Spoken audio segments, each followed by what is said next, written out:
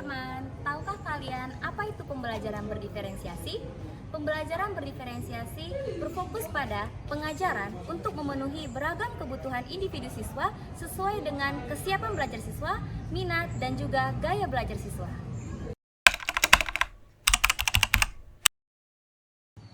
Nah, adapun faktor yang berperan aktif dalam pembelajaran berdiferensiasi, yang pertama adalah proses, yang kedua adalah konten, yang ketiga adalah produk, dan yang terakhir adalah lingkungan.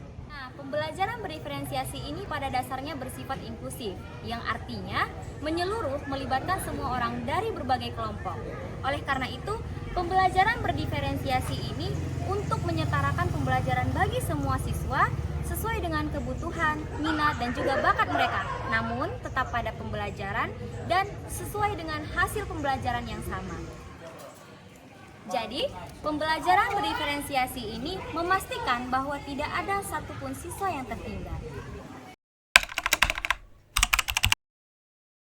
Nah, sebelumnya sudah dijelaskan tentang pengertian pembelajaran diferensiasi. Pada bagian ini, saya akan menjelaskan tentang ciri-ciri pembelajaran diferensiasi.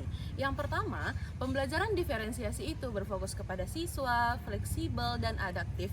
Apa sih maksudnya? Nah, sebelumnya kan kita udah dikasih tahu nih, bahwasanya pembelajaran berdiferensiasi itu kan memenuhi kebutuhan siswa. Nah, untuk memenuhi kebutuhan siswa, makanya kita itu perlu beradaptasi, menyesuaikan apa sih minatnya, apa sih kesiapan belajarnya. Makanya kita harus berfokus nih kepada siswa. Ingat, pada pembelajaran berdiferensiasi, gurulah yang menyesuaikan kepada siswa, bukan siswa yang menyesuaikan kepada guru. Nah, yang kedua, itu nanti ada pembelajaran berdiferensiasi ini memiliki kualitas daripada kuantitas. Apa maknanya? Nah, pada pembelajaran berdiferensiasi, kita itu tidak dituntut mengetahui banyak sekali pengetahuan, tapi kita dituntut untuk memahami pengetahuan sesuai dengan minat kita, bakat kita, cara belajar kita, ataupun tingkat pemahaman kita. Nah, yang terakhir, pembelajaran berdiferensiasi itu memiliki lingkungan yang positif. Makna lingkungan yang positif di sini adalah siswa nyaman dalam belajar, sehingga mereka itu ya nggak bosan, mereka itu sesuai dengan minatnya, dan mereka gampang memahami materi yang diajarkan oleh guru.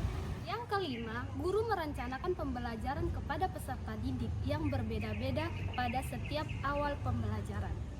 Yang keenam, berakar pada asesmen. Guru melakukan asesmen terhadap siswa untuk mengetahui kemampuan siswa di awal pembelajaran. Yang ketujuh, berorientasi pada siswa.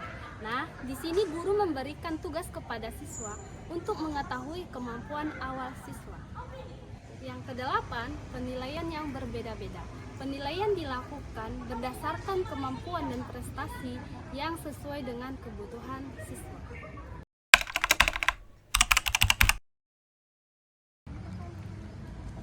Nah, setelah kita mengetahui pengertian dari pembelajaran diferensiasi dan juga ciri-ciri dari pembelajaran diferensiasi, ada hal-hal penting yang harus kita lakukan dalam menyiapkan proses pembelajaran diferensiasi.